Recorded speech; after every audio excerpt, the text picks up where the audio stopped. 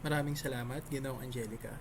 Magandang hapon po sa ating lahat, sa mga dumaloy sa aming Room to Room campaign. Maraming salamat. Ako po si Carlo Nana, kandidato ng sama sa PUP ITEC, tumatakbo bilang konsehal. At kasama ng iyong suporta, aking siguraduhin ang konseho ay magiging bukas, matulungin, at higit sa lahat, mananatiling tapat. Aking pamunuan ng Students' Rights and Welfare Committee o ating tinatawag na STRO. Dito po sa STRO Committee, ang aming tungkulin ay maging punong abala sa pagtugon sa karapatang pang-estudyante ng mga eskolar ng bayan. Kami ang magsisilbing takbuhan ng mga mag-aaral sa kanilang mga hinanaing upang magbigay ng tulong o assistance. Ninanais po ng komiteng ito na siguraduhin na nasa tamang kalagayang pisikal at mental ang mga mag-aaral ng universidad. Layunin nito na matugunan ang bawat suliranin o demands ng mga eskolar ng bayan sa loob at labas ng pamantasan. Tulad nga po ng sinabi ko sa introduction, gusto ko po maging bukas ang aming konseho sa inyo. And magagawa po namin ito sa tulong nitong STRO Committee. And ako po as an individual bilang kandidato at bilang konsehal, kung pagpalain, kasama na yung tulong nga. Ako po ay open na tao, very approachable po.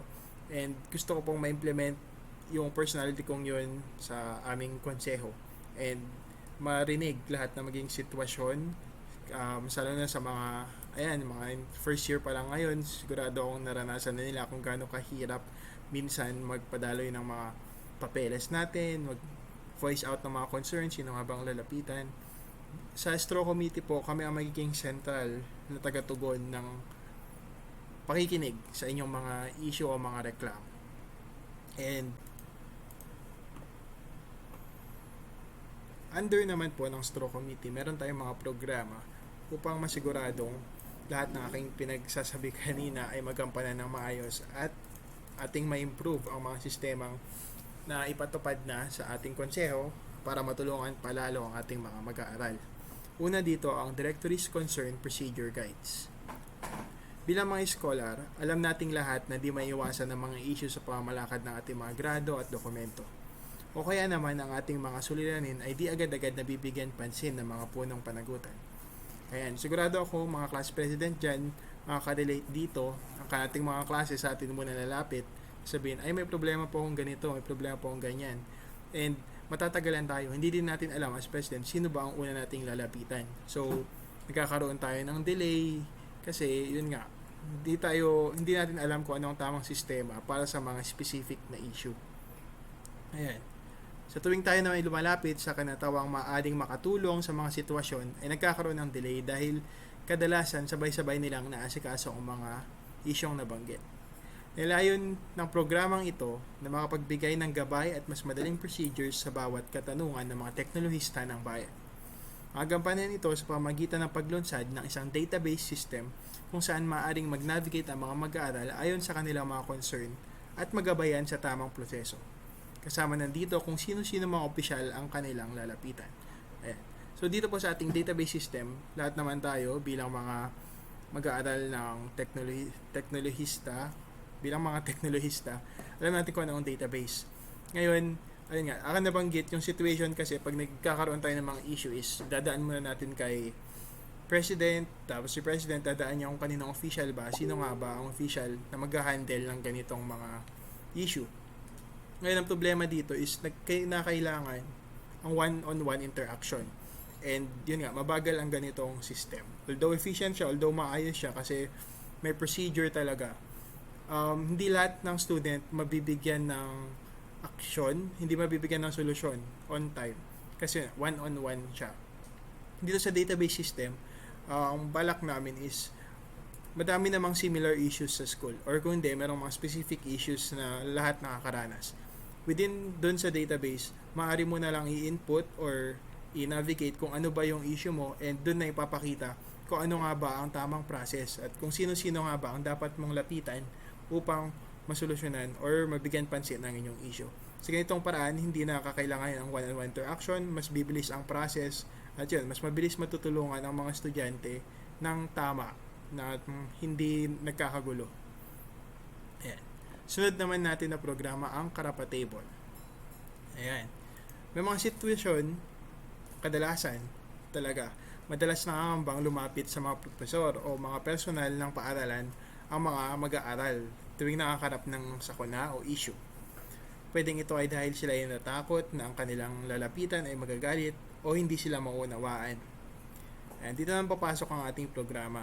Ang programang Karapatable ay maging pangunahing sentruhan ng mga hinanaing at katanungan ng mga eskolar ng bayan. Layunin nitong maging tulay ng mga estudyante sa konseho upang maparating ang iba't ibang mga karapatan na kanilang hawak sa mga particular na issue. Ayan. Kung mapapansin nyo, baka medyo contradictory, sabihin nyo, ay, akala ko ba sa database di na kailangan ng one-on-one interaction, ganyan. Ayan. Kasi alam naman natin, lahat tayo, meron tayong mga personal issue, meron tayong mga bagay na sabihin natin unique sa atin, and siguro kailangan talaga natin ng one-on-one conversation sa mga tao kung may kinakaharap tayo, and hindi mo yan palaging madadaan sa mga procedures sa paglakad ng papers. Ayan. Kung masyadong personal or kailangan ng mas personal touch ng isang tao ang iyong issue, nandiyan ang ating Karapatable upang bigyan ka ng ginhawa, upang tulungan ka kung ano man yung inyong dinadaanan, pa sa loob man yan ng ating paaralan o sa labas. Nandito kami sa Karapatable upang bigyan ka ng gabay kung ano ang iyong mga karapatan sa mga specific issue upang ito ay ma-actionan.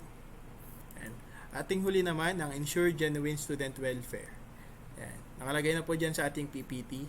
Nilayon nito na makonsolida ang mga hinaing ng mga eskola ng bayan at mabigyan ng mabilisang aksyon ang kanilang kahilingan. Maglulunsad tayo ng buwanang konsultasyon sa mga estudyante upang magkaroon ng malinaw at maunlad na koordinasyon ang bawat eskola ng bayan sa ating konseho na kinatawan ng mga ito. Yan. Kung magiging tapat nga din talaga tayo, tulad ng sabi ko sa aking opening statements, hindi kami magiging hindi namin palaging mapapakinggan ang mga issue na nangyari sa ating mga kapwa mag-aaral. Alam ko bilang konseho, ito ay isa sa aming mga responsibilidad, isa ito sa aming tungkulin, pero kung magiging makatotohanan po tayo, hindi namin laging makikita ang mga nangyari. So, sa inyong tulong, dito na magkakaroon ng tulungan tayo bilang mga estudyante. Kasi bilang isang konseho, ang proseso namin ay hindi lang sa amin. Nandito kami para tumulong sa inyo. Kaya naman, kami ay naglalayong magbigay serbisyo. Yun. Ngunit hindi namin lagi nakikita. Nangangailangan kami ng inyong tulong upang magkaisang solusyonan ang mga issue at sama-sama din nating lalabanan ang mga kaso ng pang-aabuso sa labas at loob ng pamantasan. Tayo ay sasandig sa isa't isa tungo sa kolektibong aksyon sa buong linangan ng teknolohiya at mapatibay ang kalayaang pang-akademiko ng bawat mag-aaral. Muli, ako po si Carlo Nana, kandidato ng sama sa PUP I-Tech, tumatakbo bilang konsehal. At kasama ng iyong suporta, aking siguraduhin ang konseho ay magiging bukas, matulungin, at higit sa lahat, mananatiling tapat. Yun lamang po, maraming salamat.